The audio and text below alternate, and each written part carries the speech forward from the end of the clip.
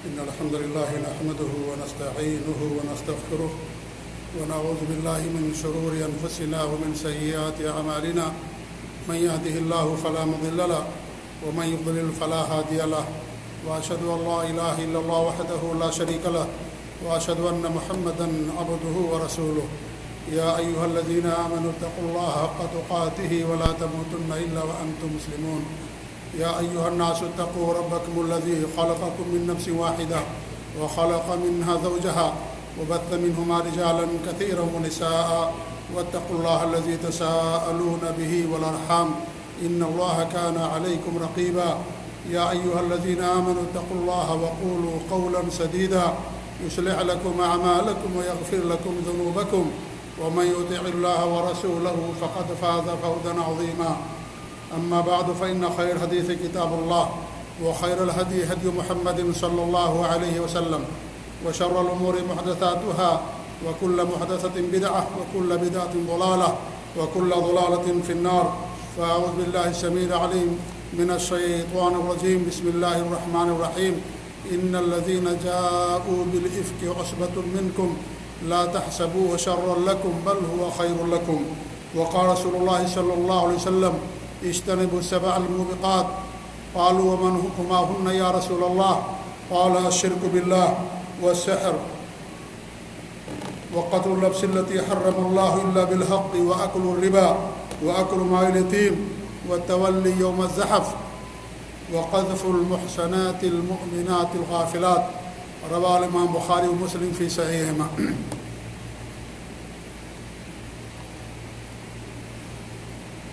معزز و مکرم حاضرین جمعہ،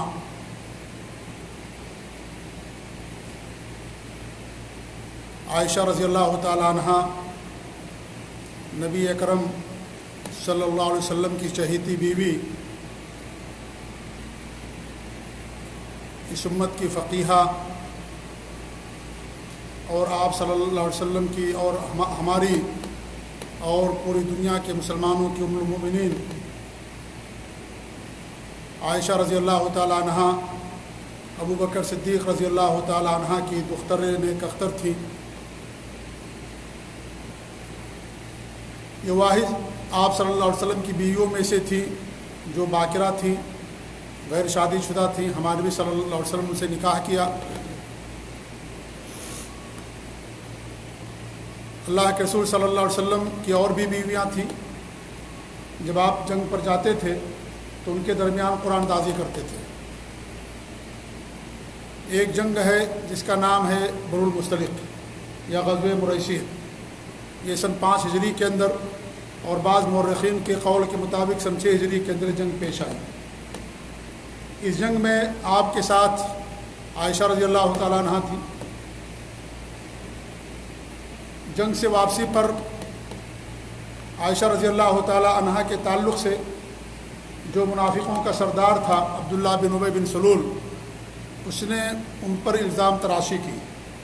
ایک صحابی کے ساتھ جو عمر میں بوڑھے تھے جن کا نام تھا صفوان بن معطل السلمی رضی اللہ تعالیٰ عنہ، اور بدفعلی کا ان پر الزام لگایا عائشہ رضی اللہ تعالیٰ عنہ پر.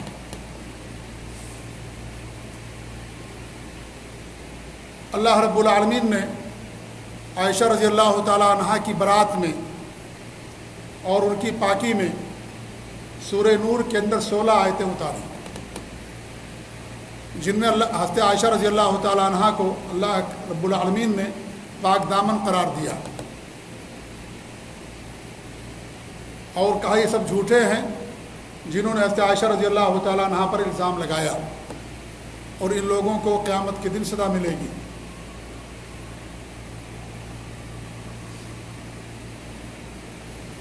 یہ واقعہ پیش آیا اللہ کے رسول صلی اللہ علیہ وسلم کی زندگی میں. اللہ رب العالمین نے آسمان سے عائشہ رضی اللہ تعالیٰ عنہ کی برات کی. لیکن آج بھی روافض اور شیعہ عائشہ رضی اللہ تعالیٰ عنہ کے تعلق سے عقیدہ رکھتے ہیں کہ انہوں نے زنا کیا تھا. انہوں نے زنا کیا تھا، یہ آج بھی ان کا عقیدہ ہے. جبکہ اللہ رب العالمین نے قرآن کریم ان کی برات نازل فرمائی. یہ جو واقعہ پیش آیا جسے میں نے بڑے اختصار کے ساتھ آپ لوگوں کے سامنے پیش کیا، اس واقعے کے اندر عائشہ رضی اللہ تعالیٰ عنہ کی بڑی خصوصیات بیان کی گئی ہیں جس سے ان کا مقام و مرتبہ واضح ہوتا ہے۔ آج کے درس میں یہ خطبہ جمعہ کے اندر میں اسی پر آپ کے سامنے گفتگو کروں گا کہ اس واقعے کے اندر حضرت عائشہ رضی اللہ تعالیٰ عنہ کے لیے کیا خصوصیات ہیں۔ امام قرطبی رحمۃ اللہ علیہ بہت بڑے امام محدث اور فقیہ اور مجتہد گزرے ہیں، وہ فرماتے ہیں کہ حضرت یوسف علیہ السلام پر جب الزام تراشی کی گئی تو اللہ رب العالمین نے ایک بچے کے ذریعے سے ان کی پاک دامنی کو ظاہر فرمایا۔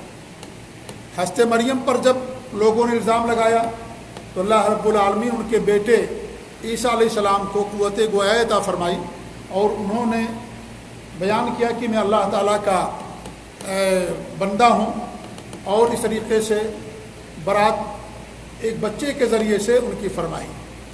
لیکن جب عائشہ رضی اللہ تعالیٰ عنہ پر منافقوں نے الزام تراشی کی تو اس وقت چھوٹے بچے بھی موجود تھے، خود اللہ کے رسول صلی اللہ علیہ وسلم جو سب کے سردار ہیں، سب سے افضل ہیں، سب کے امام ہیں، سب کے پیشوا ہیں، سب کے رہبر ہیں، وہ بھی موجود تھے۔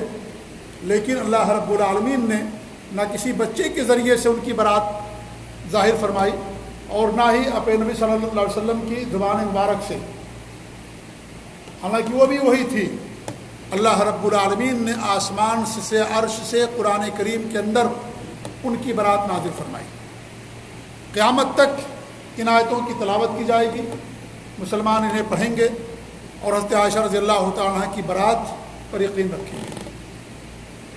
یہ حضرت عائشہ کی بہت بڑی خصوصیت ہے کہ اللہ رب العالمین نے ان کی شان میں اور ان کی برات میں 16 آیتیں قرآن مجید کے اندر اتاری ہیں، سورہ نور کے اندر۔ امام ابن کثیر رحمۃ اللہ فرماتے ہیں ومن خصائصها، عائشہ رضی اللہ تعالیٰ عنہ کی خصوصیات میں سے یہ ہے کہ ان اللہ براءھا مما رماہ بہ اہل الافک، کہ اللہ رب العالمین نے ان کی برات فرمائی جو اہل افک نے، جھوٹے لوگوں نے جو ان کے تعلق سے گڑھا تھا۔ وانزل فی عذرها وبراءتها وحیا یتلی فی محارب المسلمین وصلواتہم الی یوم القیامہ، اللہ رب العالمین نے ان کی برات اور ان کے عذر میں وہی نازل فرمائی قرآن کے اندر جس کی تلاوت مسلمان محراب کے اندر اور اپنی نمازوں میں قیامت تک کرتے رہیں گے۔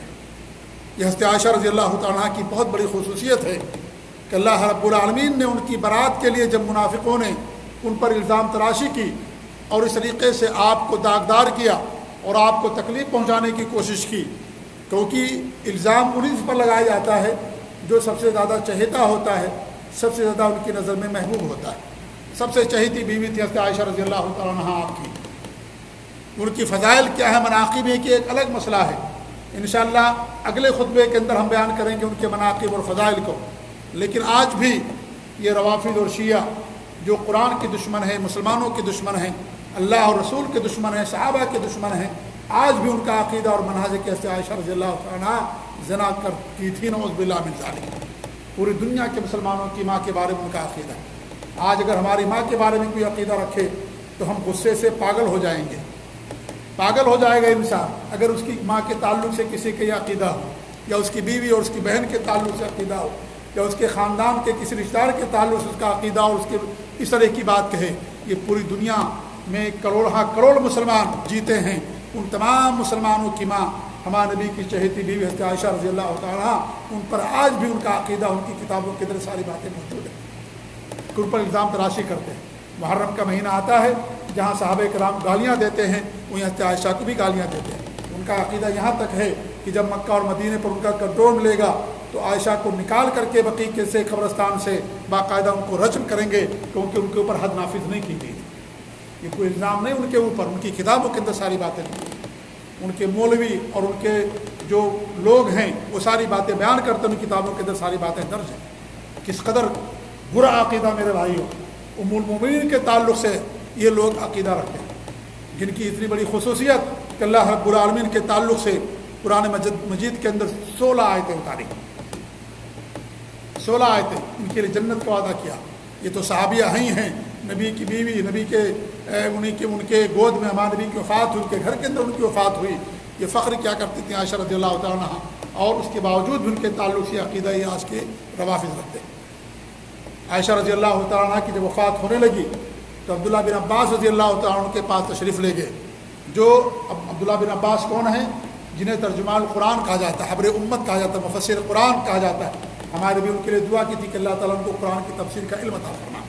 جب ان کے پاس تشریف لے گئے تو ان کے فضائل کو بیان کیا، ان کی خوبیوں کو بیان کیا۔ انہیں میں سے ایک بات یہ بھی بیان کی کہ تم ایسی خاتون ہو کہ تمہاری برات میں اللہ رب العالمین نے عرش سے قرآن کریم کے اندر صورت اتاری ہے، آیتیں اتاری، یہ تمہارے لیے منقبت ہے، تمہارے لیے فضیلت ہے، یہ تمہارے لیے برات ہے کہ اللہ نے تمہاری برات کی ہے، اور تمہاری پاکیزگی کو، پاک دامنی کو اللہ رب العالمین نے بیان کیا۔ یہ صحیح بخاری کے اندر امام بخاری نے اس واقعے کو بیان کیا۔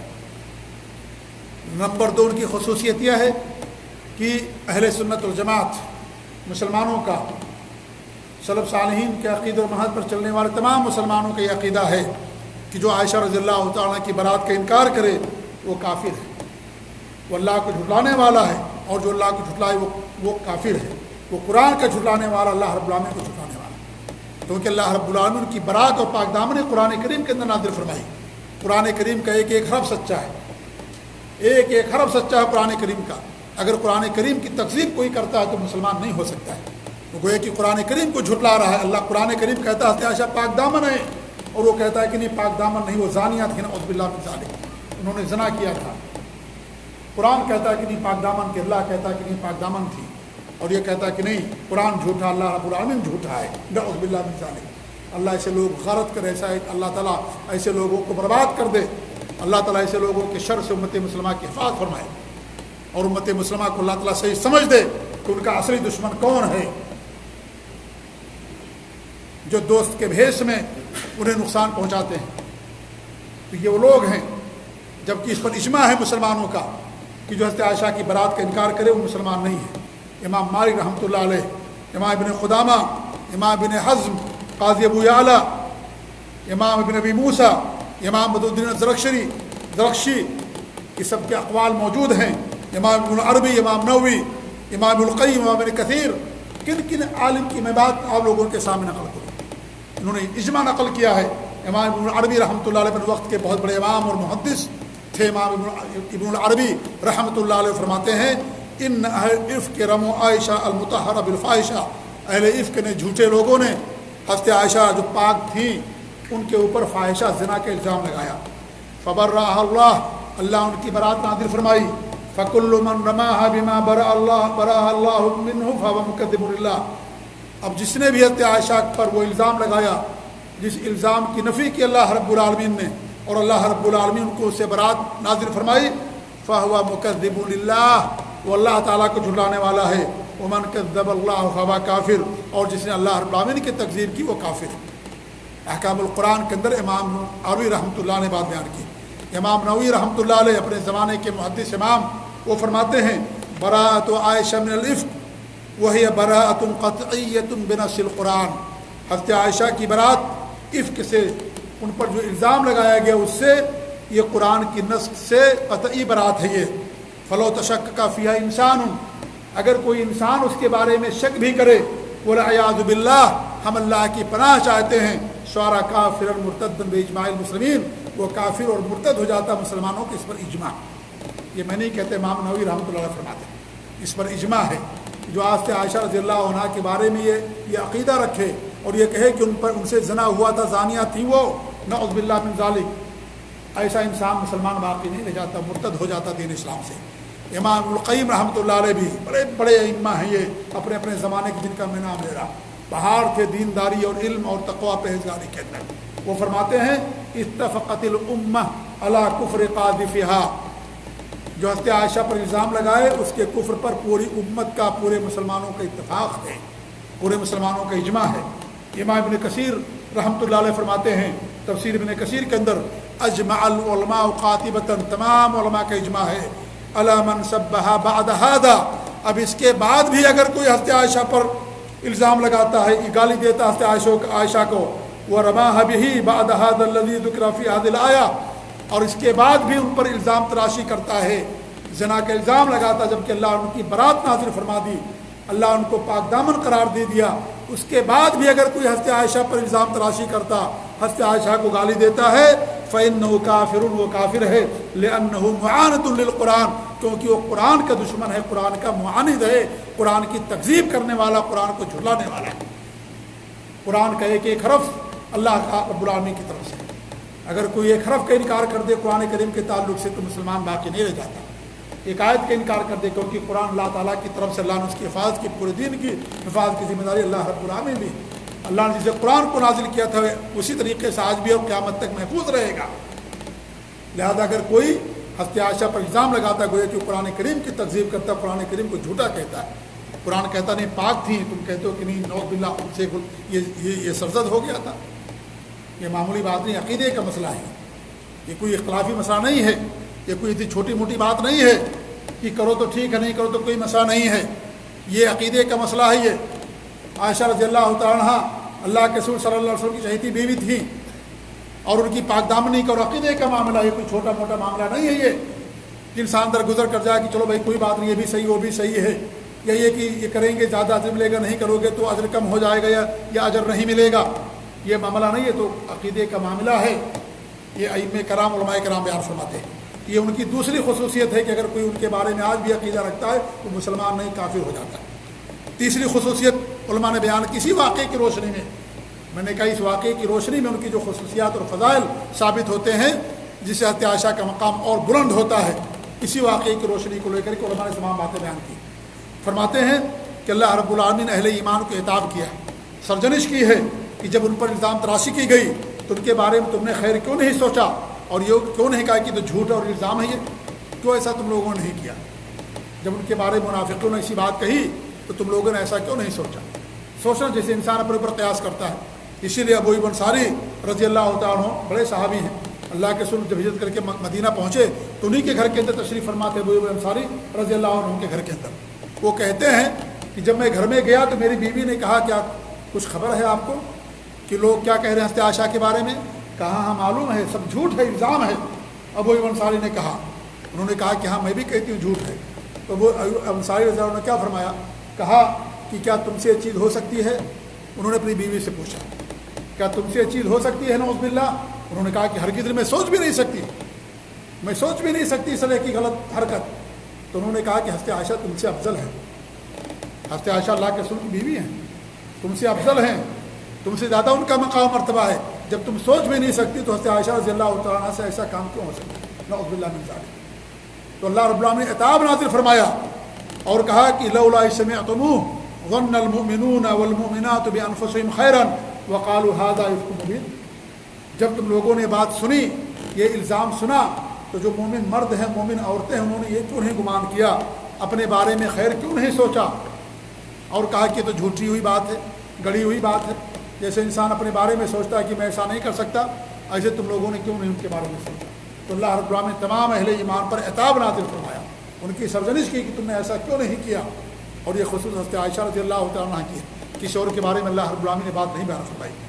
ایسے ہی نمبر 4، عائشہ رضی اللہ تعالیٰ عنہ کی وجہ سے لوگوں کو سخت عذاب کی دھمکی دی گئی.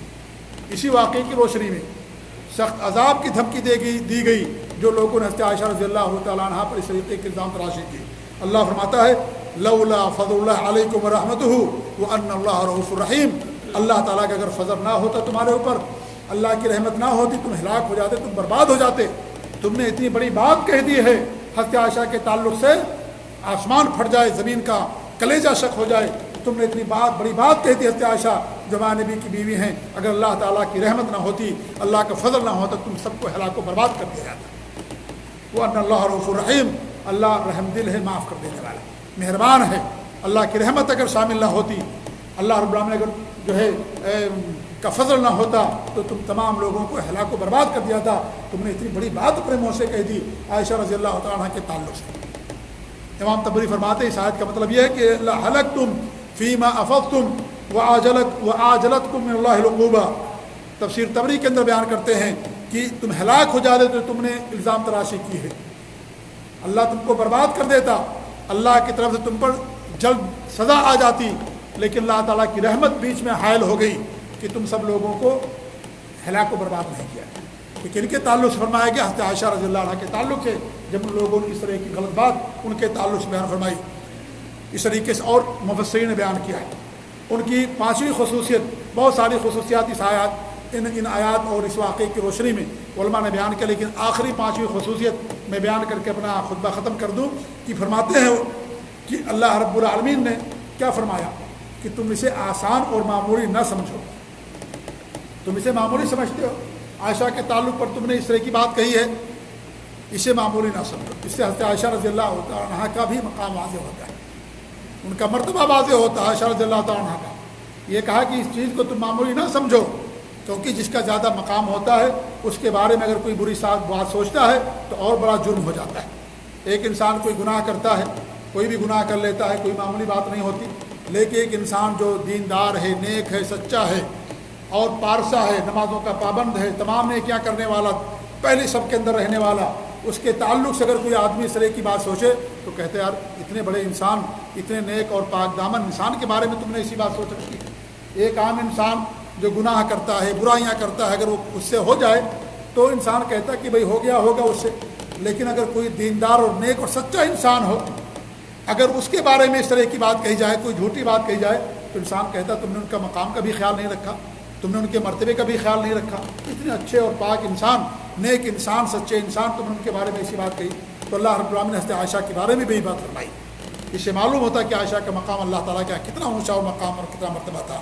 اللہ فرماتا ہے وَتَحْسَبُونَهُ هَيِّنًا وَهُوَ عِندَ اللَّهِ عَظِيمٌ، تم اس معاملے کو بہت معمولی سمجھتے ہو، اس واقعے کو، اس بات کو بہت چھوٹا سمجھتے ہو، جبکہ اللہ رب العالمین کے نزدیک بہت بڑی بات ہے، بہت بڑی بات ہے۔ تم نے چھوٹی بات نہیں کہی ہے عائشہ رضی اللہ تعالیٰ کے تعلق سے، کہ جو منافقین تھے، منافقین نے عائشہ رضی اللہ عنہ پر الزام لگایا۔ آج جو منافق ہوگا وہی حضرت عائشہ کے تعلق سے بات سوچے گا، سیدھی سی بات، کوئی لاگ لپیٹ والی بات نہیں، صراحت کے ساتھ واضح طور پر جو منافق ہوگا وہی سوچے گا اسی بات، جو اللہ کا دشمن ہوگا، نبی کا دشمن ہوگا، کیونکہ سارے منافقین اللہ اور اس کے رسول کے دشمن تھے، صحابہ کے دشمن تھے، الزام تراشیاں کرتے تھے صحابہ کے اوپر، لہذا انہوں نے حضرت عائشہ پر جو الزام تراشی کی وہ منافق تھا، منافقوں کا سردار تھا، لہذا اگر کوئی حضرت عائشہ کے بارے میں عقیدہ رکھے گا وہ بھی منافق ہوگا، منافقین میں سے اس کا شمار کیا جائے گا۔ اتنا اونچا مقام عائشہ رضی اللہ عنہ۔